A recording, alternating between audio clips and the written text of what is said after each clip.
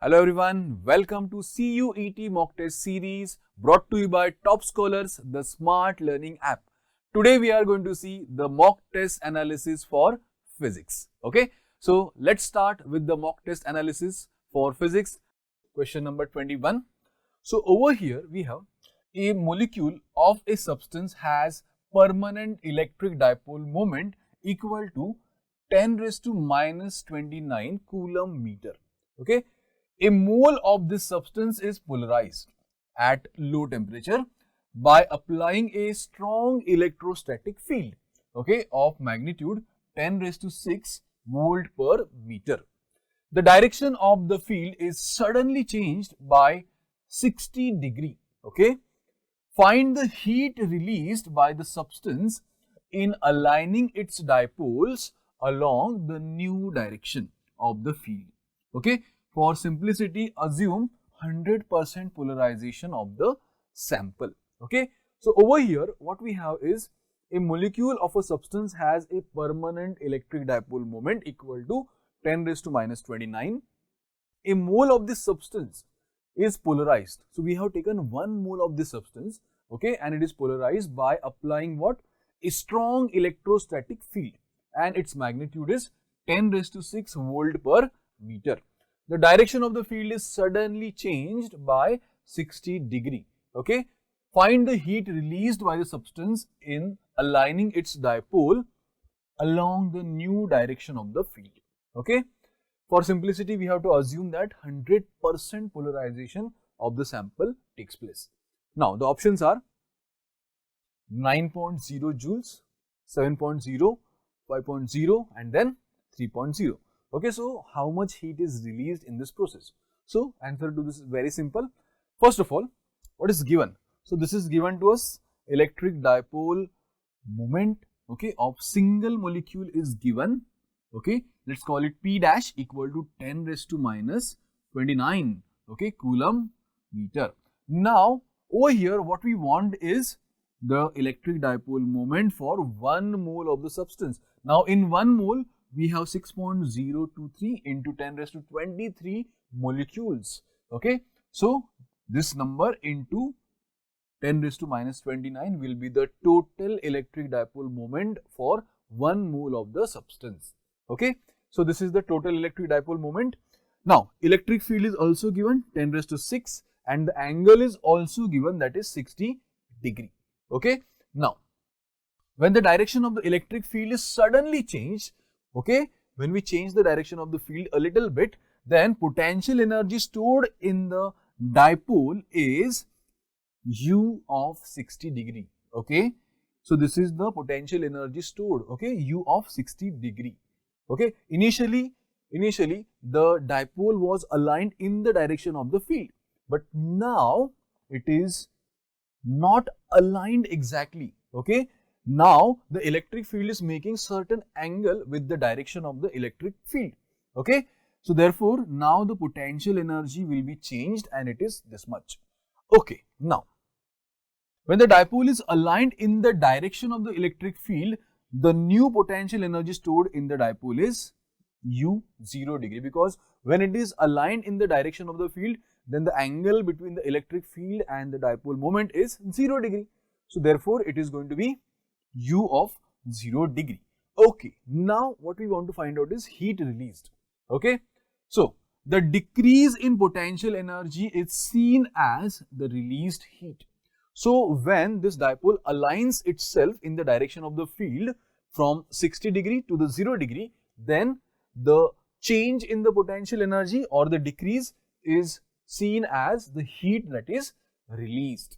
Okay, so hence heat released is decrease in potential energy.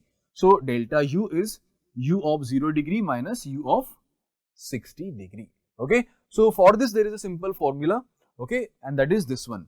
Change in potential energy is nothing but integration from theta 1 to theta 2 P E sin theta d theta. Okay. This is from the theories, okay, from the derivations. Okay. We are not going to go into the derivations, but this is the standard formula for change in the potential energy, integration theta 1 to theta 2 P E sin theta d theta. Okay. So, over here theta 1 is 60 degree and theta 2 is 0 degree. So after putting this, after taking the integrations, we get minus PE, and the integration of sine theta is cos theta, and after putting the upper limits and lower limits, finally we get this equation. And now when we put the values, okay, we know cos of 0 is 1 and cos of 60 is exactly 1/2. Okay, so finally what we get is minus 0.5 into PE. Okay, so this is the one, and now we have the values also. Okay, so after putting the value of P and E, we get minus 3.0 joules. Okay, so this is the heat that is released, okay, in this process, minus 3.0 joules.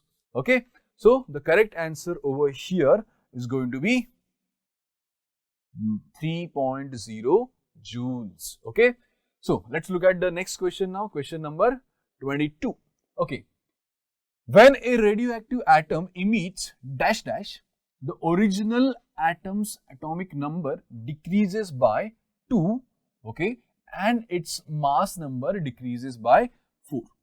Okay, so over here we have to find out, okay, what is exactly emitted by the radioactive element such that the atomic number decreases by 2 and the mass number decreases by 4. So options are neutrons, beta particles, gamma particles or gamma rays, and last one is alpha particles. So what is the answer? So answer to this is very simple.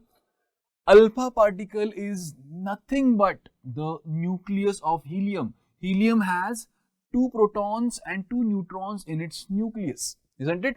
So hence, when a radioactive atom emits an alpha particle, the original atom's atomic number definitely decreases by 2 and its mass number decreases by 4. Okay, so over here the correct answer to this question is going to be alpha particles. So whenever alpha particle is emitted, then the mass number always decreases by 4 and the atomic number always decreases by 2. Okay, so that's the answer. Now moving on to the next question, question number 23. Okay, so here we have the magnets of 2 suspended coil galvanometers are of the same strength.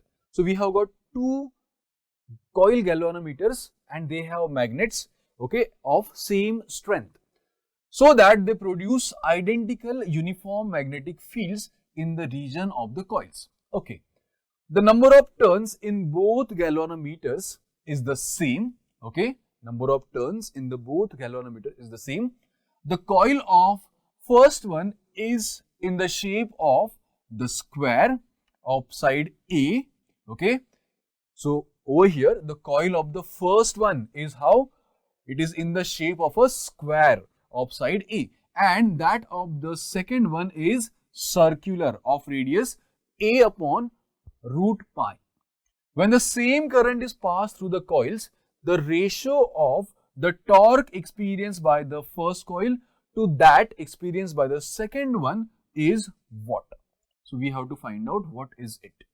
Okay, so let's look at the options. 1 is to 1 upon root pi, then 1 is to 1, pi is to 1, or 1 is to pi. So what is the answer? The solution to this is pretty simple. Okay, first of all, this is the given, radius is given A upon root pi, then side of the square is given, that is A. First, now the strength of the magnetic field produced by the 2 magnets is the same. Therefore, the torque experienced by any coil, okay, any coil, this is a standard formula, tau is equal to NIAB cos theta. NIAB cos theta. N is the number of turns, I is what? The current, A is the area of cross section, B is the magnetic field, and theta is the angle between the direction of the magnetic field and the direction of the area vector. Okay, so that's the one. Now therefore over here, if you take the ratio torque experienced by the first rectangular coil divided by torque experienced by the circular coil. So over here, in both of the cases, the torque is going to be almost same according to the formula, but only thing is the areas are different. So therefore here we have taken NIA1 B cos theta and here NIA2 B cos theta. So we don't know whether it will be same or not exactly, okay, but may be same, may not be same. Only thing is areas are different or may be different, okay. So let's talk about the areas first of all. Here, if you look at this carefully, everything is going to cancel. Ni is going to cancel, B cos theta is cancelling. What remains finally is only A1 upon A2, isn't it? Only this remains over there, okay. So ratio which we want over here is nothing but A1 upon A2. A1 is what? The area of the square coil, that is A square, and the A2 is area of the circular coil. And what is the area of the circle? Pi r squared. So pi r squared. The radius of this circle is A upon under root pi and it is whole squared. So after solving this, you can see here this A squared and this A squared will be gone. And if you square this pi, okay, then what you get? If you square this under root pi, then you get only pi. So pi will also cancel. So what you get is 1 upon 1. So that means the ratio is just 1:1 over here, okay. So the answer is 1:1, okay. So this is the answer over here. Now moving on to the next question. Question number 24. The resolving power of the telescope can be increased if what? Options are focal length of the objective is increased, focal length of the objective is decreased, diameter of the objective lens is increased, and last one is diameter of the objective lens is decreased, okay. So for increasing the resolving power of telescope, what we have to do, okay. So the solution is very simple. When the diameter of the objective lens is increased, its aperture increases. What is aperture? Aperture is nothing but the light gathering capability of the lens will increase, isn't it? So hence the resolving power of the telescope will be increased because now it is able to capture more light from the distant objects, okay. So for increasing the resolving power of any telescope, we have to use what? We have to use this, okay. We have to use a objective with a large diameter, okay. So the correct answer over here is option C, that is diameter of the objective lens should be increased, okay. Moving on to the next question now. Question number 25.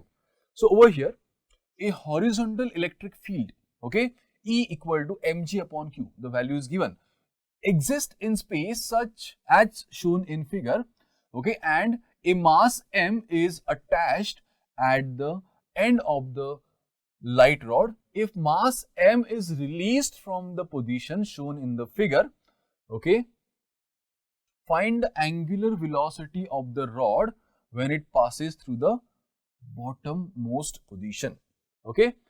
So over here what we have been given is there is an electric field, okay, it exists in space and its value is given mg upon q, okay, and a mass m, okay, is attached at the end of a light rod. If mass m is released from the position shown in the figure, find the angular velocity of the rod when it passes through the bottommost position. Given here theta is 45 degree. This angle is how much? 45 degree, okay.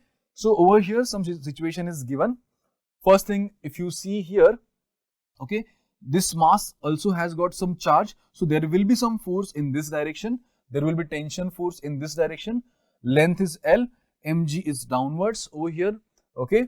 And at this position, velocity is again going to be tangential. That means it is going to be perpendicular to the length, okay. So moving on to the options first of all. So the first option is under root g upon L, then 2g upon L, then 3g upon L, and then 7g upon L, okay.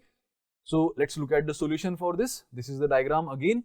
First of all, we know from rotational dynamics the relation between tangential velocity and angular velocity. So this is the relation between the tangential and the angular velocity. V is equal to r omega. From here omega is equal to V upon r.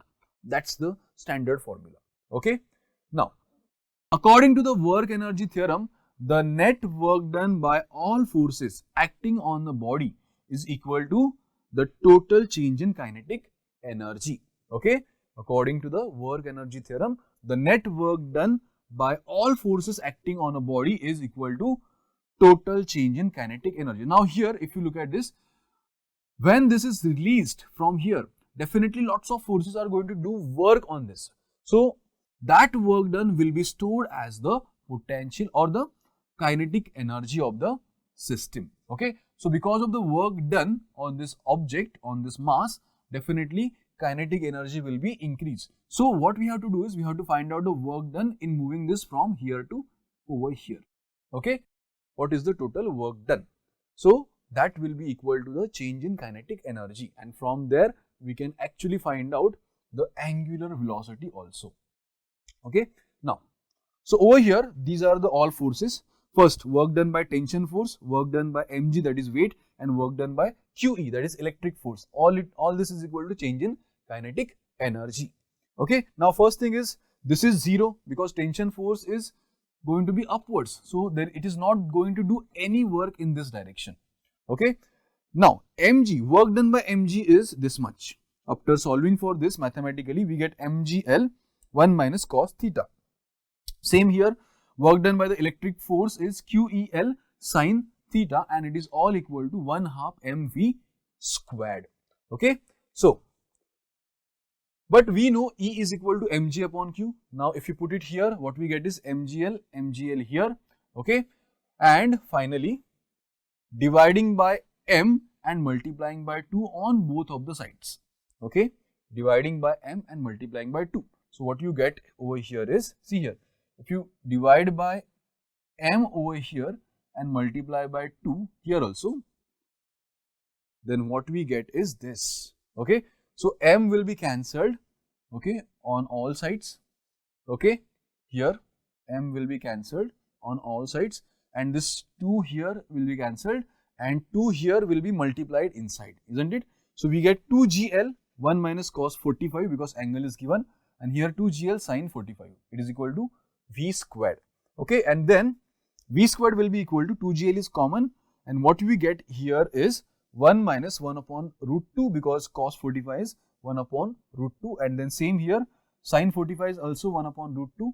Okay, so then after solving for all this, finally we get v square equal to 2gl, and from here v is equal to under root 2gl, but we know that omega is equal to what? V upon r, but in this case r is nothing but L, so therefore our equation would be equal to omega is equal to under root 2g upon L. Okay, so final answer to this question is 2g upon L in this case over here. Okay, so that is the angular velocity at this position.